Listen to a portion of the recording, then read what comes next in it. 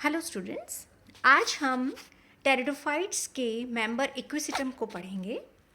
Equisetum plant equisetum का जो sporophytic plant है उसमें जो फीचर्स होते हैं उनके बारे में जानेंगे, इसकी क्लासिफिकेशन और स्पीशीज़ कौन कौन सी पाई जाती हैं।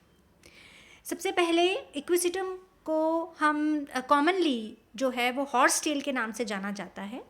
हॉर्स टेल यानी कि अश्वपुच्छ के रूप में इसको कहा जाता है, क्योंकि इसकी जो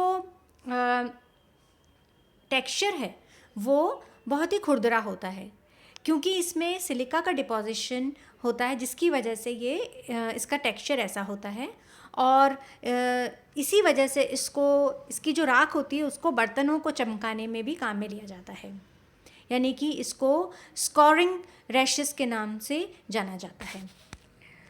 अब इसकी कहाँ कहाँ पे ये पाया जाता है, एक बार उसके बारे में थोड़ा जानते हैं। सबसे पहले स्फीनोफाइटा प्रभाग जो है जिसके अंदर इक्विसिटम आता है, देखिए क्लासिफिकेशन यहाँ पर देखते हैं हम। सबसे पहले डिवीजन स्फीनोफाइटा। हमें पता है टेरिडोफाइट्स को 4 डिवीजन्स में डिवाइड करते हैं और उन्हीं में से एक डिवीजन होता है स्फीनोफाइटा या आर्थ्रोफाइटा भी कहते हैं उसको।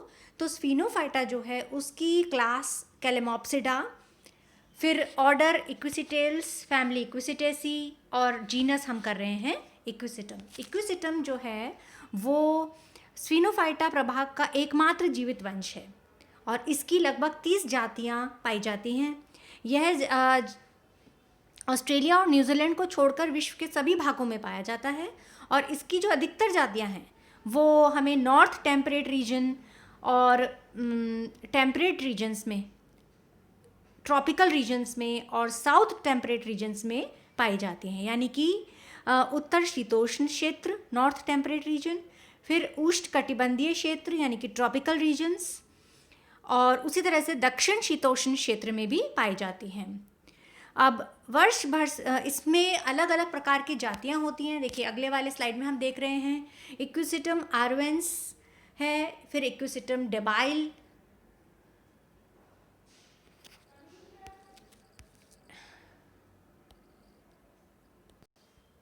DEBILE, ये रॉन्ग लिखा हुआ है यहाँ पे, डिवाइल नहीं है, DEBILE। तो इक्विसिटम डिबाइल है, फिर इक्विसिटम डिफ्यूजम है, इक्विसिटम रेमोसिसम है और इक्विसिटम मैक्सिमम। ये तो कुछ ही इसकी स्पीशीज़ हैं जो कि यहाँ पर मेंशन की गई हैं, और भी कई स्पीशीज़ होती हैं। तो ये जो सभी स्पीशीज़ हैं वो अलग अलग क्षेत्रों में पाई जाती हैं। अब जैसे इक्विसिटम डिबाइल है, ये वाली ज़्यादातर रेलवे लाइन के जो किनारे आसपास का क्षेत्र होता है वहाँ पर मिलती हैं। फिर कुछ हैं जैसे आर्वेंस है पहले वाली, ये शुष्क और खुले हुए स्थानों पर पाई जाती हैं। तो ज़्यादातर जो हैं ये विभिन्नता लिए हुए होती हैं। फिर इसमें इसकी जो स्ट्रक्चर है, प्लांट बॉडी जब हम देखते हैं इक्विसिटम का, तो ये देखिए प्लांट बॉडी आपको दिख रही है। मेन प्लांट है जो कि ज़्यादातर तो ये बहुवर्षीय शाख होता है और करीब 20 सेंटीमीटर ऊंचाई से लेकर के ये कुछ स्पीशीज़ में 2 मीटर तक, 4 मीटर तक और 13 मीटर तक की ऊंचाई भी इनमें पाई जाती है। अब जब हम प्लांट देखते हैं तो इसमें अलग अलग क्षेत्र होते हैं। सबसे नीचे वाला क्षेत्र जो है जिसको हम राइजोम कहते हैं, राइजोम मतलब होता है प्रकंद या अंडरग्राउंड स्टेम,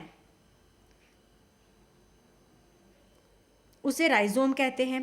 तो यहाँ पर 2 प्रकार की स्टेम होती हैं, एक तो होती है अंडरग्राउंड स्टेम और एरियल स्टेम्स, यानी कि जो भूमिगत होती हैं भी होती हैं और ऊपर की ओर अरीय यानी कि एरियल भी होती हैं। दोनों प्रकार की शाखाएं इसमें पाई जाती हैं। भूमिगत ये जो शाखाएं होती हैं यानी कि तना जो होता है इसका, उसमें आपको इस तरह से दिखेगा, नोड्स हैं और बीच का क्षेत्र जो है वो इंटर नोड्स, पर्व व पर्व संधियाँ लिए हुए होता है। अंदर से ये खोखला होता है और इस तरह से ये पाया जाता है। तो पूरा जो तना है उसमें पर्व और पर्व संधियों ऑल्टरनेट यानी कि एकांतर क्रम में लगी हुई होती हैं। तो इसका मुख्य तना इस प्रकार का होता है। अब जब हम तने को देखते हैं यानी कि प्रकंद को देखते हैं तो उसमें कहीं कहीं पर ये ऊपर की ओर ब्रांचेस दिए हुए होता है, एरियल ब्रांचेस दिए हुए होता है, जिनकी संख्या अलग अलग स्पीशीज़ में अलग अलग होती है। अब यहाँ पर चित्र देखिए आप, ये इंटरनोड है बीच वाला क्षेत्र, और ये वाला क्षेत्र नोड है। हर नोड के ऊपर या पर्व के ऊपर इस तरह से लीफ लगी हुई है, इस तरह से वर्ल्ड के अंदर लीफ लगी हुई हैं, और लीफ की जो संख्या है वो 3 से 40 तक हो सकती है, जो कि भिन्न भिन्न जातियों में अलग अलग होती हैं। ये पत्तियां जो हैं वो शल्कीय होती हैं, और छोटी शल्कीय और परिपक्व अवस्था में ये भूरे रंग की होती हैं। इनके अंदर क्लोरोफिल नहीं होता है, तो यानी कि प्रकाश संश्लेषण का जो कार्य है वो पत्तियों के द्वारा नहीं होता, और मुख्य कार्य इनका जो होता है वो शाखा कलिकाएं जो कि इनके बीच में उपस्थित होती हैं, इनके एकांतर क्रम में उपस्थित होती हैं, उनकी रक्षा करना है। शाखा कलिकाएं यानी कि ब्रांच प्राइमोर्डिया जो होती हैं वो यहाँ पर पत्तियों के एकांतर क्रम में, जैसे यहाँ देख रहे हैं आप, ये पत्तियाँ हैं, तो इनके एकांतर क्रम में यहाँ पर शाखा कलिकाएं यानी कि ब्रांच प्राइमोर्डिया होते हैं। और ये जो शाखा प्राइमोर्डिया या ब्रांच प्राइमोर्डिया हैं वो भूमिगत या वायवीय शाखाओं का निर्माण करती हैं, और अनिश्चित काल तक ये डोरमेंट कंडीशन यानी कि प्रसुप्तावस्था में रहती हैं, और समय आने पर, अनुकूल परिस्थिति आने पर ये नए पादप का निर्माण करती हैं। तो एक तरीके से ये इसका जो पीढ़ी है उसको चलाने में इसका सहयोग होता है।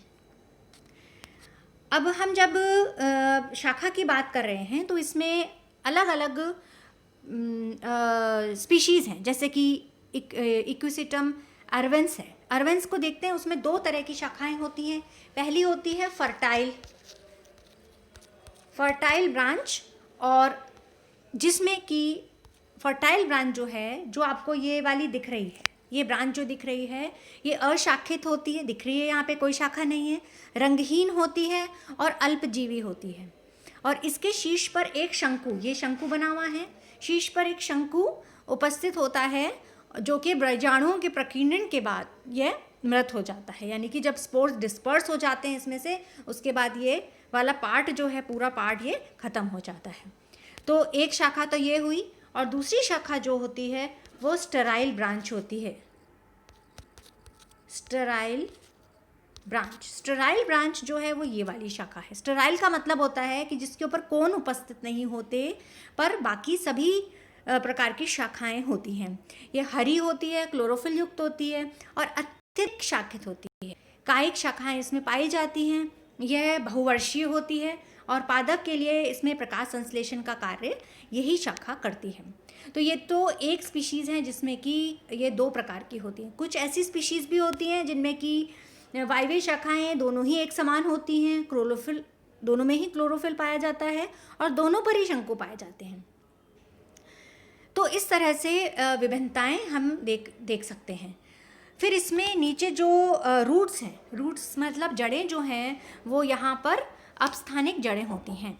अपस्थानिक जड़ें का मतलब है कि कहीं कहीं पर यहाँ पर ये जड़ें जो पाई जाती हैं, ऊपर की ओर शाखन हो रहा है इनमें, और नीचे की ओर यहाँ पर रूट्स पाई जाती हैं। जड़ें जो हैं वो भूमिगत प्रकंद की जो पर्व संधियाँ होती हैं और वायवीय शाखाओं की जो आधारीय पर्व संधियाँ हैं उनसे विकसित होती हैं, और इनकी जो उत्पत्ति है वो एंडोजिनस होती है, और तथा ये जो नोड्स होते हैं उन पर उपस्थित ब्रांच प्राइमोर्डिया के आधारीय भाग से ही ये उत्पन्न होती हैं। ये पतली तंतु में शाखित और चक्रीय व्यवस्था में व्यवस्थित होती हैं। तो यहाँ पर हम देख रहे हैं ये वाला पोर्शन जो था वो रूट्स थी जो कि एडवेंटिशियसली निकल रही थी, और ऊपर वाली शाखन जहाँ पर है उसके नीचे तो है ही। ये जो चित्र है ये दिखाता है कि ये जो प्लांट है उसमें जो संरचना है वो तने की जो संरचना है या जो स्तंभ होता है, स्टेम होता है, वो खोखला होता है अंदर से, और नोड्स और इंटरनोड, नोड पर और दो नोड के बीच में इंटरनोड के द्वारा वो जुड़ा हुआ होता है। तो इस तरीके से हम देखते हैं कि ये जो प्लांट है वो बहुत ही इम्पॉर्टेंट प्लांट है, क्योंकि जब हम इसको एनाटॉमिकली इसका स्ट्रक्चर करेंगे तो वो बिल्कुल डिफरेंट आपको ये पादप दिखेगा बाकी प्लांट से। अब यहाँ पर पत्तियाँ जो हैं, यहाँ पर ये एक चीज़ और बता रहे हैं कि जो इनमें तना होता है उसमें खांच और उभार होते हैं, यानी कि रिजेस और ग्रूव्स, रिजेस और फरोज उपस्थित होते हैं जो कि एकांतर क्रम में होते हैं, यानी कि रिजेस है यहाँ पर और फरोज है नीचे की तरफ, उभार और खांच। तो ये पूरा जो तना है वो इस तरह से एकांतर क्रम में इस तरह से बना हुआ होता है। उभार की संख्या पर्व संधियों पर उपस्थित जो पत्तियों की संख्या होती है उसके बराबर होती है। अब पर्व संधियों के ठीक ऊपर इंटरकैलरी मेरिस्टम उपस्थित होता है, यानी कि अंतर्वेशीय विभज्योतक उत्तक जो होता है वो यहाँ पर पर्व संधियों के, ये जो पर्व संधि है यहाँ पर उपस्थित होता है, जो कि लीव शीत द्वारा ढका रहता है, यानी कि पर्ण आच्छद, ये जो पर्ण आच्छद है, यहाँ पत्तियाँ हैं, पर्ण आच्छद के द्वारा ढका हुआ रहता है और इसी विभज्योतक की सक्रियता से जो पर्व की लंबाई है उसमें वृद्धि होती है। तो ये कुछ भाग हैं जो जिनसे हम समझ सकते हैं कि पादप जो है वो किस प्रकार का रहा है, होता है, और इसको आगे समझने के लिए हम इसके काट देखेंगे आगे वाले वीडियोस में और फिर उसको हम समझेंगे।